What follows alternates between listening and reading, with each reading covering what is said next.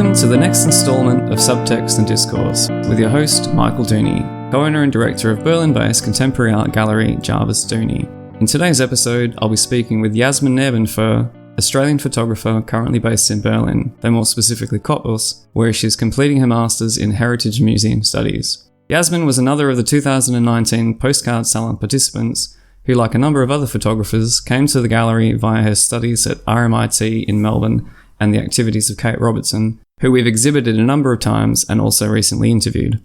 I briefly caught up with Yasmin outside the Carvey Institute of Contemporary Art before she started work, so I hope you can forgive the audio quality of the episode as it was recorded in the courtyard of the Kunstwerke. When you came to the gallery, I don't know if we met then. I think I met Damien, but I don't know if I met you, because you studied at RMIT, didn't you? Yeah.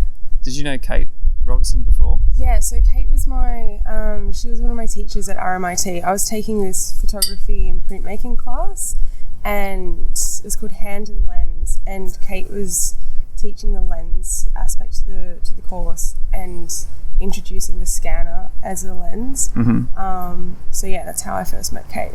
Okay, but you were studying photography before that? Yeah, so I was studying photography first at Newcastle Uni, and then transferred to RMIT. Okay. Yeah. And when did you graduate? 2016. 2016. But you've been exhibiting before that? Yeah. Just had a couple of exhibitions in Newcastle. Friends with gallery spaces. Mm-hmm.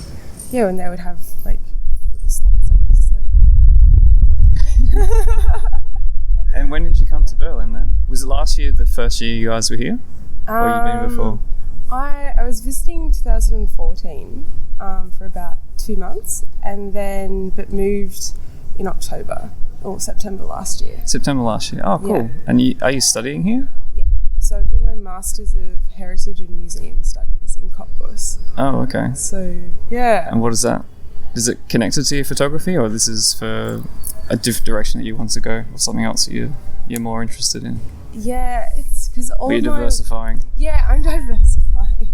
All of my work experience is in archiving, and so I'd like to eventually one day work in a collections management role, I think. Yeah. And I kind of feel the general consensus nowadays is like a master's is like bare minimum. So yeah, the theory of like museums and heritage has been a really good base to consider how to approach exhibiting and collecting. Yeah. So yeah, just hoping for the best. How did you find the university in Cottbus? I was looking at doing a museums masters at Deakin Uni in Melbourne, and then I saw that Deakin has a partnership with Cottbus, okay. and then so I was like, $50,000 masters or a €1,000 masters. So that's why I'm here. Oh, cool. Yeah. I mean, I think it's probably similar to me, because I was at QUT and they had a sister relationship with the university in Germany. Yeah. I was like, oh, cool. I've always wanted to go and do that. So. Yeah. Yeah, for me it was like, okay, this is an opportunity to live overseas, which I've always wanted to do. Mm-hmm. And just the price tag. Yeah. Yeah. Because you speak German. Like your name, Yasmin Nebenfuhr. Yeah. It's a very German name. Yeah. So my family's from Vienna. My Oma and Opa are from Vienna, and they moved out to Australia in the 50s. So I can speak a little bit. I'm like a beginner. I've taken beginners classes since I was a teenager. Okay. At the moment, I can understand a lot, but I can't speak back. Yeah. As confidently as I'd like to. So yeah, I need to practice a lot. Yeah. Have you been to Vienna? Yeah, a couple times. I've got family there, and yeah, it's really beautiful. Yeah. No, I like it. I mean, that was the reason I wanted to start learning to speak German. Oh, visiting Vienna? Yeah. Oh, nice. Yeah, I mean, it hasn't worked out yet, but... Yeah. What level are you at with your German? I guess C1. Oh, nice. Yeah. That's fantastic. Yeah, I'm like A1, A2. Oh, that's still okay. I mean, you've only been here for a couple of months, so... Yeah. I think that's pretty normal. Yeah. I'm around the language a lot more with like my housemates, which is good. But uni and work, it's mainly in English. Yeah, I think it makes it difficult. It's hard to like just stay immersed in it, yeah. Yeah, and just like switch into German and just stay in that with people, because then a lot of friends, when English is their second language, they also want to practice with me. And it's like, no, I want to practice German. Yeah. So getting there. Thinking about what you were doing in Cottbus, you guys had a really cool exhibition in this SPREEWALDTUNNel. Yeah. So that was in December, and it was collaborating with like artist friends and Deutsche Bahn. So we had a show in the old tunnel that was going to be closed, or it was set to be closing in the end of December, and so yeah, just like Damien got in touch with like the manager of the Cottbus Hauptbahnhof, and he was really excited for the project, and yeah, so it was like a salon hang throughout like the 100-meter long tunnel, about like 17 artists, and yeah, we got about 500 people through for the night, which was really cool. And it was the last night that the tunnel was going to be open. So we're on the TV, we're on the radio, we're on like the university media platforms, and so yeah, we got a lot of people in the community visiting.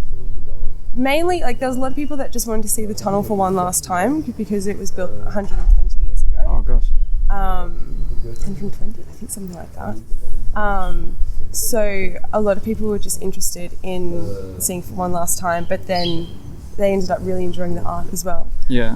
So that was really lovely. And yeah, we were serving Glühwein all night long because it was like a -2 degree night. Oh no. And so yeah, it was like nice community vibes. It was good. Yeah. Because we were putting on shows at Siteworks in Brunswick in 2017, and same like community vibe kind of model, just like getting people together and putting work in progress up on the wall instead of the pressure of like having finished work to exhibit. It was more so just like getting people together and like having a conversation and showing what you're working on. So yeah. Oh, have you done that much before then?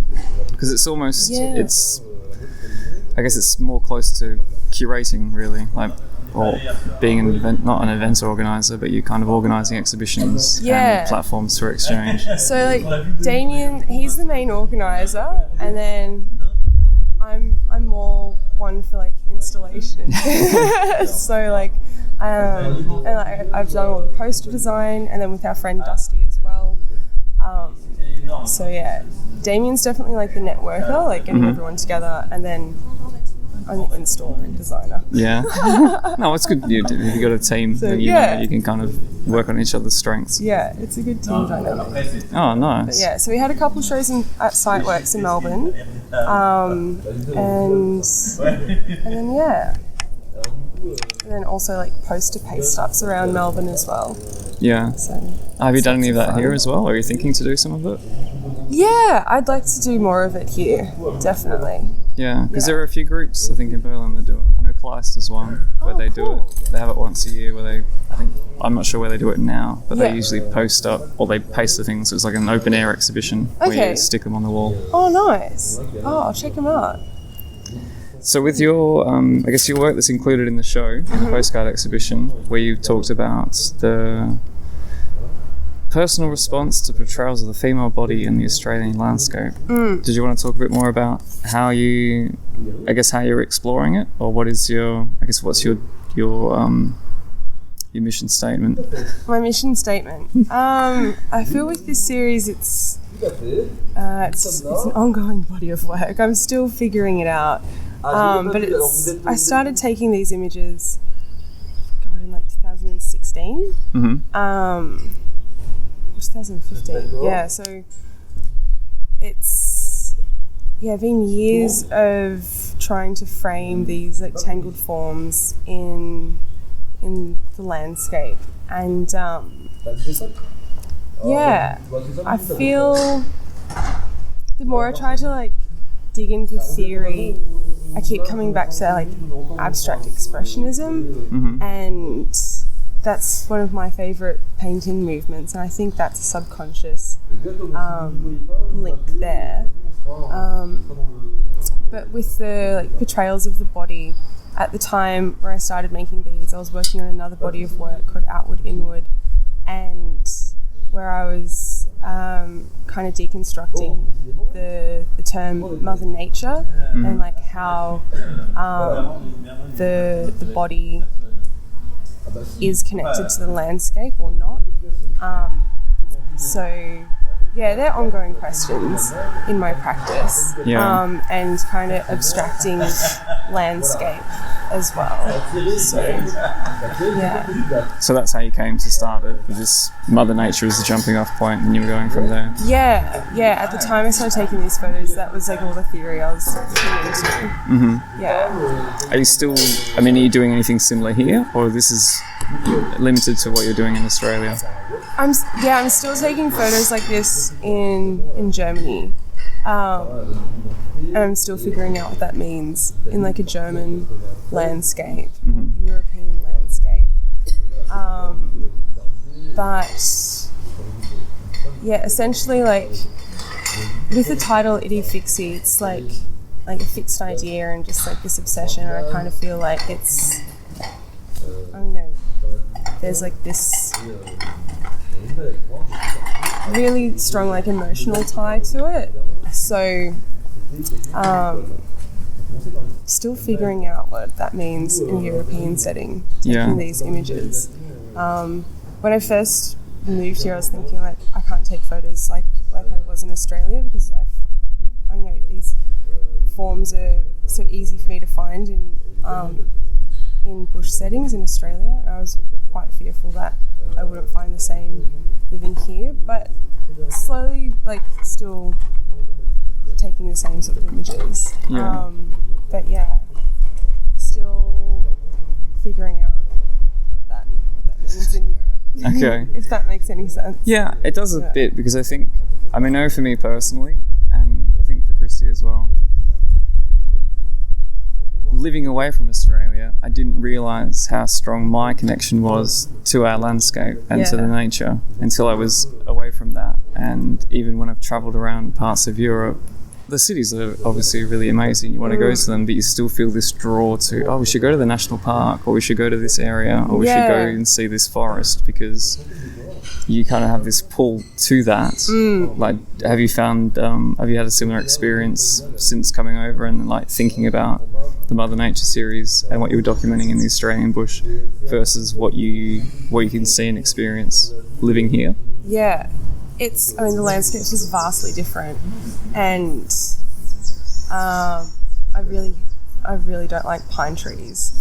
So like that's limiting in some settings. But living in Freiburg for a little bit, that was really inspiring. Because it's the Schwarzwald, isn't it? The Black Forest. Yeah, and then like around some local lakes in Freiburg, there was lots of like thick undergrowth. So I was getting some work done in Freiburg. Cottbus, because we moved here in the autumn and then winter began soon afterwards. I've yet to photograph what's really around Cottbus, and to still find these tangled forms. So I think summertime's my best bet. Yeah. You wouldn't have experienced yet then if you only came in September. Yeah.